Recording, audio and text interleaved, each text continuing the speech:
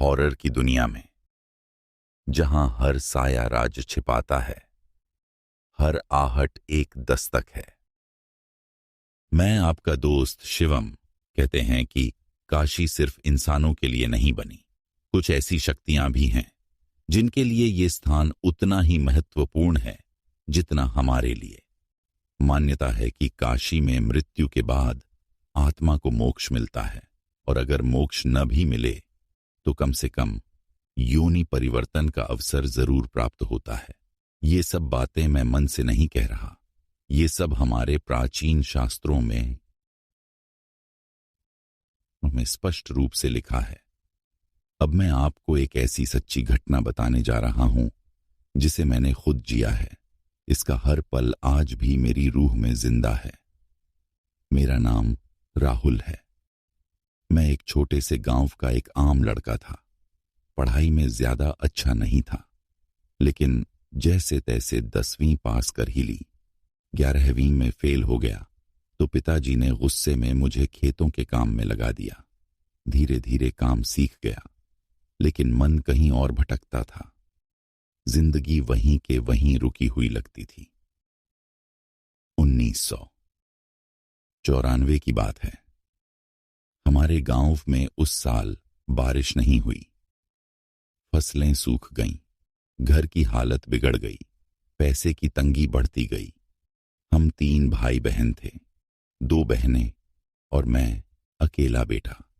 ऐसे हालात में घर चलाना, बहनों की शादी कराना या अपना कोई भविष्य देखना असंभव लगने लगा।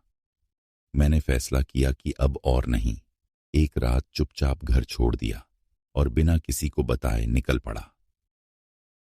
काशी, काशी, जहां लोग मोक्ष की तलाश में आते हैं, लेकिन मुझे क्या पता था कि वहां कुछ ऐसी आत्माएं भी हैं जो खुद कभी मोक्ष नहीं पा सकीं और अब दूसरों के शरीर में बसकर अपना अधूरा काम पूरा करना चाहती हैं। मैंने काशी पहुंचते ही घाटों पर छोटे मोटे काम शुरू कर दिए। श्राद्ध, पूजा, लकड़ियां लाना, पिंडदान में मदद करना। शुरू में सब ठीक लगा, लेकिन धीरे धीरे मुझे महसूस हुआ कि कुछ तो है इस शहर में जो केवल देखने वालों को दिखाई नहीं देता। रात होते ही घाट की हवा बदल जाती थी। कुछ अजीब सी चुप्पी छा जाती थी, जैसे कोई हर कोने से तुम्हें घूर रहा हो। और फिर एक दिन वो पहली घटना घटी जिसने मेरी पूरी जिंदगी बदल दी। आज मैं आपको एक ऐसे इंसान की कहानी सुनाने जा रहा हूं जो काशी की गलियों में दौलत की तलाश में भटका, लेकिन उसे वहां कुछ ऐसा मिला जो उसकी रूह तक को बदल गया। मैं बात कर रहा हूं राहुल की। काशी आने के बाद मैंने एक होटल में काम करना शुरू किया। दिन भर काम करता और शाम होते ही किसी न किसी बाबा या साधु की सेवा में लग जाता। मेरे इस काम के पीछे भी मेरा एक छुपा लालच था। मैं सोचता था कि शायद कभी कोई बाबा खुश होकर मुझे कोई ऐसा रहस्य बता देगा जिससे मैं अमीर बन जाऊं, बहनों की शादी करवा सकूं, अपने टूटे घर को फिर से खड़ा कर सकूं। ऐसे ही करते करते काशी में मुझे 2 साल से ज्यादा हो गए। इन 2 सालों में मैंने घर पर पैसे भी भेजे, कई बार चिट्ठियां भी लिखीं, पर घर वाले कभी खुश नहीं हुए। अब साल था 1996। इतना समय बीतते बीतते मुझे समझ आ गया था कि कौन सा बाबा सच्चा है, कौन नकली दिखावा करता है, कौन अघोरी है और कौन तांत्रिक या कापालिक। लेकिन पता नहीं उस दिन मेरे साथ क्या हुआ। मेरा मन अजीब सा बेचैन था। मैं लाल घाट पर यूं ही भटक रहा था, जहां शाम के बाद सिर्फ राख, रूहें और रहस्य बचते हैं। वहीं मुझे एक अघोरी जैसा दिखने वाला बाबा दिखा। उसका चेहरा राख से ढका था, आंखों में ऐसा शून्य जैसे उसने मौत को पी लिया हो। मैंने उससे पूछा, बाबा, आपको कुछ चाहिए क्या? वो धीरे से मेरी तरफ देखा और बोला, तेरी औकात क्या है? तू मुझे क्या देगा? अपनी जान देगा? उसकी आंखों में कुछ था, कुछ ऐसा जो मेरी आत्मा तक चीर गया। तभी मुझे एहसास हुआ कि वो कोई साधारण अघोरी नहीं था। वो कापालिक था, जो नरमुंड पर साधना करता है, जो जीवन नहीं मृत्यु में शक्ति ढूंढता है। मैं भी गुस्से में बोल पड़ा, तुम लोग क्या समझते हो? क्या सच में किसी की जान ले सकते हो? क्या मौत को बुला सकते हो? उसने बस मुस्कुराकर कहा, जहां जो मैंने देखा है आज तू भी देखेगा। मैं कुछ समझ पाता इससे पहले ही वो गायब हो गया, जैसे हवा में घुल गया हो। उस दिन के बाद सब बदल गया। मुझे वो बात एक श्राप लगी थी, पर धीरे धीरे एहसास हुआ कि हर श्राप में एक वरदान छुपा होता है। पर वो वरदान क्या था? क्या मैं अब वैसा ही बन चुका था जैसा वो था, या कोई दरवाजा खुल चुका था जिसे कभी बंद नहीं किया जा सकता? कापालिक ने जो किया था, उसने मेरे भीतर एक अजीब हलचल जगा दी थी।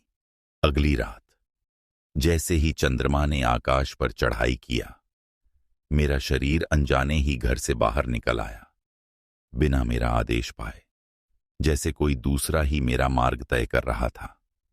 मैंने पाया मेरे पैर अपने आप श्मशान घाट की तरफ बढ़ रहे थे। वही श्मशान जहां चिताएं रात भर जलती रहती थीं, जहां कोई साधारण व्यक्ति अकेला जाने की हिम्मत नहीं करता था।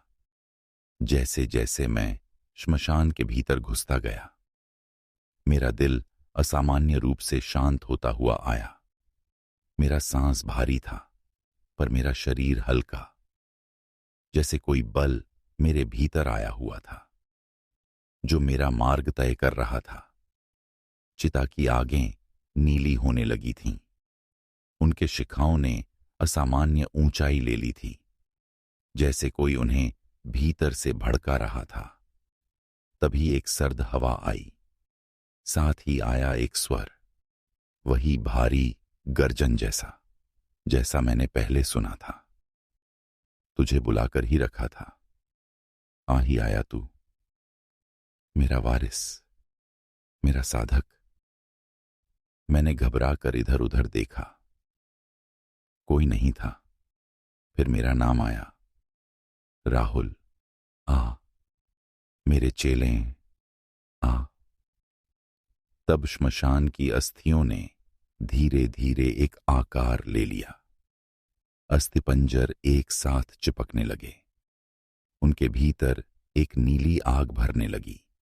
धीरे धीरे वही कापालिक मेरे सामने आया, वही जिसके साथ मेरा मुकाबला हुआ था, वही जिसने मेरा जीवन बदल दिया था। अब तू वही मार्ग अपना कर रहेगा जो मैंने तय किया। कोई चाहे या ना चाहे, तू श्मशान साधना, अस्थियों और अंधेरी शक्तियों का वाहक होगा। मैं चिल्लाकर कहना चाहता था, नहीं, मैं नहीं, मैं साधु नहीं, मैं शांति चाहता हूं, साधना नहीं, शाप नहीं। पर मेरा गला घुटने लगा, मेरा शरीर मेरा साथ छोड़ने लगा, जैसे कोई दूसरा ही मेरे भीतर आया हुआ था। मेरा दिल, मेरा आदेश, मेरा जीवन धीरे धीरे मेरे हाथ से निकल रहे थे।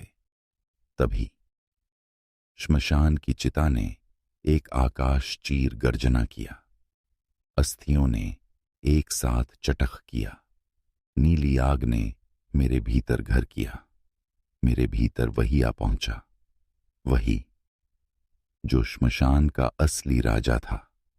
अब मेरा असली इम्तिहान शुरू होने वाला था। चिता की नीली आग ने मेरे भीतर घर किया ही था। तब मेरा शरीर थोड़ा ऊपर आया, जैसे कोई अदृश्य शक्ति ने मुझे जमीन से खींच लिया। मैं हवाओं में थोड़ा ऊंचा हुआ। श्मशान की अस्थियों ने एक चक्र बनाया। उनके मध्य मेरा असली रूप बदलने लगा। चमड़ी धीरे धीरे सूखने लगी, चेहरा असंतुलित होने लगा, गाल भीतर घुसने लगे, चोखें अधिक गहरी, अधिक शून्यपूर्ण होती चली गईं। दिल मेरा मेरा नहीं था, खून मेरा मेरा नहीं था। मैं कोई दूसरा था, कोई अधिक आदिम, अधिक क्रूर, अधिक शक्तिशाली। तभी श्मशान भर दिया असंख्य असंतुष्ट आत्माओं ने। वे अस्फुट स्वर में बड़बड़ाने लगीं, स्वागत नए अधिपति, श्मशान साधक, श्मशानेश्वर। मैं उनके मध्य घिरा हुआ था, जैसे कोई राजा, मृतलोक का शासक। तिरछे चंद्रमा की नीली आभा मेरे अस्थिपंजर जैसे शरीर पर गिर रही थी। मैंने अपने भीतर एक असाधारण बल, एक आदि प्रचंड क्रोध, एक असंतुलित शक्ति प्रवाह महसूस किया। तभी एक अस्फुट गर्जन मेरे भीतर आया, अब तू वही होगा जो श्मशान ने तय किया। कोई साधु, कोई अघोरी, कोई सामान्य जीवन जीने वाला नहीं, तू होगा श्मशानेश्वर, श्मशान का राजा, मृतात्माओं पर शासन रखने वाला। मैं चीखना चाहता था, भाग जाना चाहता था, पर मेरा शरीर मेरा आदेश नहीं मानता था। मैं श्मशान ही था, श्मशान मेरा गर्भ था, मेरा निवास, मेरा कारागृह। अब हर रात चंद्रमा चढ़ने पर मैं श्मशान आया करता, असंतुष्ट आत्माओं की सुनता, उनके आदेश मानता। कब्रें मेरे इशारा भर से खुल जाती थीं, अस्थिपंजर बाहर आ जाते थे, चिता की आग मेरा आदेश मानने लगी थी। मैं साधारण नहीं था, मैं एक श्मशान साधक था, जो जीवन और मृत्यु दोनों पर अधिकार रखने आया था। पर यह मात्र शुरुआत थी, अब असली खेल शुरू होने वाला था। जैसे ही श्मशान ने मेरा वजूद स्वीकार किया, असंतुष्ट आत्माओं ने मेरा नाम जपना शुरू किया। चिता की नीली लपटें अधिक ऊंची होने लगीं, अस्थियों ने मेरे आदेश पर करवटें बदलनी शुरू किया।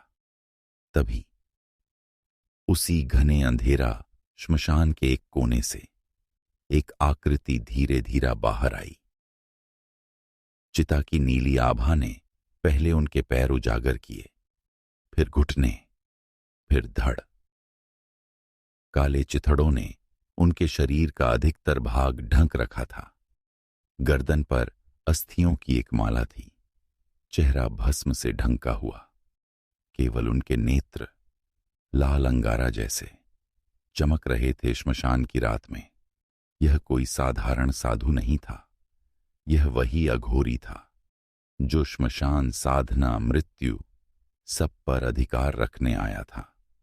वो धीरे धीरे आया, हर कदम पर असंतुलन फैलने लगा, अस्थियां चटकने लगीं, चिता अधिक गर्जने लगी। श्मशान की आत्माएं आदर और भय से पीछे हटने लगीं। तुझे मेरा आदेश चाहिए या मेरा मार्गदर्शन, श्मशानेश्वर? अघोरी ने गर्जन किया। स्वर इतना भारी था जैसे असंख्य गर्तें एक साथ बोल रही हों। मैंने कोई जवाब नहीं दिया। मेरा शरीर कांपने लगा। मेरा नया वजूद, श्मशानेश्वर, एक पल के लिए असमर्थ हुआ। तब अघोरी ने मेरा चेहरा अपने अस्थिपूर्ण हाथ से थाम लिया। तुझे तय करना होगा, साधना या पतन, मोक्ष या शाप, श्मशान या शांति। जैसे ही उसने मेरा चेहरा किया, मेरे भीतर अनजाने रहस्य उमड़ने लगे। असंख्य साधुओं, असंख्य श्मशान साधकों, असंख्य असंतुष्ट आत्माओं की यादें, उनके अनुष्ठान, उनके बलि, उनके त्याग मेरा मानसिक आकाश भरने लगे। अब मेरा मार्ग तय होने वाला था। या अधिक गर्त में गिरूंगा या साधना की पराकाष्ठा तक पहुंचूंगा। जैसे ही अघोरी ने मेरा चेहरा थामा, मेरे भीतर असंख्य साधनाओं की आग भड़कने लगी। श्मशानेश्वर, मेरा नया रूप, अधिक असंतुलित, अधिक शक्तिशाली होने लगा।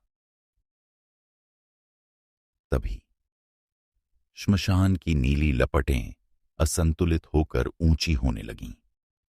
उनके मध्य एक गर्जना गूंजी।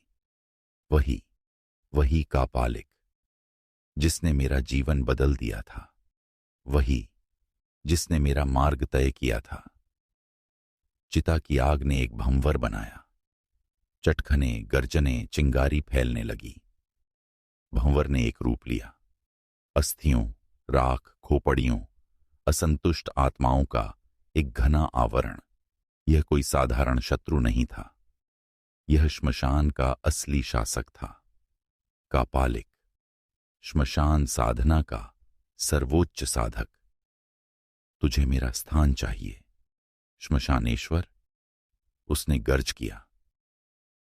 तुझे मेरा राज्य चाहिए, मेरा आदेश चाहिए, मेरा मार्ग चाहिए। आ, मेरा मुकाबला कर, सिद्ध कर, तू योग्य है या मात्र एक असंतुलित आत्मा। तभी अघोरी ने मेरा साथ छोड़ दिया। उसने एक चट्टान पर चढ़ाकर चिता की नीली आभा ने उनके नेत्र अधिक लाल कर दिए। अब तय होगा कौन श्मशान पर राज करता है, श्मशानेश्वर या कापालिक, साधना या असंतुलन, जीवन या शाप। मैंने गर्ज किया। मेरा गर्जन श्मशान की हर असंतुष्ट आत्मा ने साथ दिया। अस्थियों ने चटख किया। चिता ने आकाश तक चिंगारी फैलाकर युद्ध का आह्वान किया। कापालिक ने अस्थियों की चादर ओढ़ ली। एक असाधारण शस्त्र, अस्थियों से निर्मित त्रिशूल, उनके हाथ आया। मैंने श्मशान की ऊर्जाओं से एक अस्फुट शस्त्र बनाया। एक नीला चक्र जो असंतुष्ट आत्माओं, चिता की आग और श्मशान की शांति तीनों से निर्मित था। अब श्मशान ने सांस रोक ली, क्योंकि तय होने वाला था। श्मशान पर राज कौन करता है। चिता की नीली आभा ने श्मशान भूमि पर एक भयानक युद्ध देखा। कापालिक ने अस्थियों का त्रिशूल घुमाकर श्मशानेश्वर पर वार किया। चिंगारी फैलने लगी। असंतुष्ट आत्माएं चीखने लगीं। श्मशान गर्जने लगा। मैंने नीले चक्र से पलटवार किया। असंतुष्ट आत्माओं ने साथ दिया। पर तभी अघोरी ने एक गर्जन किया। आदि प्रचंड, असंभव, जैसे सृष्टि ने एक पल के लिए सांस रोक दी। उस गर्जन ने चिता, अस्थियों, श्मशानेश्वर, यहां तक कि असंतुष्ट आत्माओं तक, सभी की शक्तियों को चूस लिया। एक पल में श्मशान शांत हुआ। चिता शीतल होने लगी। असंतुष्ट आत्माएं घुलने लगीं। कापालिक ने असंतुलन खो दिया। त्रिशूल उनके हाथ से गिर पड़ा। नीला चक्र बिखरने लगा। श्मशानेश्वर ने घुटने टेके। श्मशान पर, जीवन मृत्यु पर, साधना पर अघोरी ने विजय पा ली थी। अब श्मशान पर एक ही आदेश था। अघोरी, वो आया। शांति, गर्जना, विध्वंस, सब एक साथ। जैसे उसने श्मशान की हर अस्मिता, हर असंतुष्ट आत्मा, हर अस्थिपुंज अपने भीतर समा लिया। अब श्मशान एक साधक या शासक की नहीं, स्वयं अघोरी की आत्मा था, जो जीवन मृत्यु, साधना चेतना सब पर राज करता था। जैसे ही श्मशान ने अघोरी की विजय स्वीकार किया, असंतुष्ट आत्माओं ने घुटने टेके, अस्थियों ने चटखना बंद किया, चिता शीतल होने लगी। तभी अघोरी ने श्मशानेश्वर रहे राहुल की तरफ नजर घुमाई। राहुल, जो एक साधारण गांव का लड़का था, श्मशान साधना ने जिसके भीतर असाधारण शक्तियों का संचार किया था, अब एक चट्टान की तरह गिरा हुआ था, असमर्थ, असहाय। तब अघोरी ने धीरे से अपना अस्थिपूर्ण हाथ उनके माथे पर रखा। तुझे समाप्त नहीं किया जाएगा, तुझे बनाया जाएगा। मेरा चेला, मेरा वारिस, श्मशान साधना का नया साधक। तुझे श्मशान साधना, जीवन मृत्यु, इसका असली अर्थ समझना होगा। तुझे वही मार्ग अपनाना होगा जो मैंने किया। शांति या असंतुलन, यह तू तय करेगा। जैसे ही अघोरी ने यह बोला, नीली चिता ने एक बार फिर ज्वाला पकड़ी। चिंगारी ने आकाश तक स्तंभ बनाया। असंतुष्ट आत्माएं एक साथ चिल्ला पड़ीं।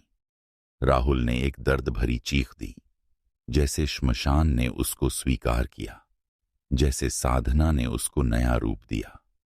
अब श्मशानेश्वर गिर चुका था, कापालिक परास्त था। अघोरी ने अपना चेला पा लिया था।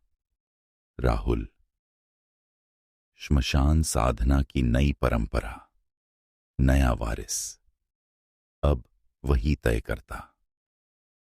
जीवन, मृत्यु, साधना, श्मशान का भविष्य। चिता धीरे धीरे शांत होने लगी। असंतुष्ट आत्माएं एक एक कर गायब होने लगीं। अब श्मशान एक नए आदेश, एक नए साधक, एक नए शासक की प्रतीक्षा करता हुआ। शांति, गर्जना, साधना सब एक साथ उसी में समा गए थे।